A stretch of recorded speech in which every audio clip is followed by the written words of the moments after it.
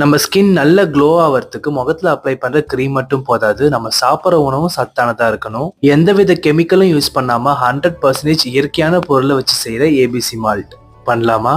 Apple, beetroot, கேரட்டை நல்லா தோல் சீவி துருவி எடுத்துக்கோங்க. இதை வெயில்ல காய வைக்காம நல்ல நிழல்ல காய வச்சு இந்த மாதிரி எடுத்து பொடி பண்ணி வச்சுக்கோங்க. ரொம்ப முக்கியமா நம்ம உடல் பலத்துக்கு முந்திரி பருப்பு, பிஸ்தா பருப்பு, பாதாம் பருப்பு, இது கூடவே மக்கானா, வாசனைக்கு சுக்கு, ஏலக்காய், இனிப்புக்கு பனங்கற்கண்டு, இது எல்லாத்தையுமே சேர்த்து நல்லா வறுத்துட்டு பொடி பண்ணிட்டு 2 பொடியுமே நல்லா சலிச்சு எடுத்தா நமக்கு ஏபிசி மால்ட் ரெடி.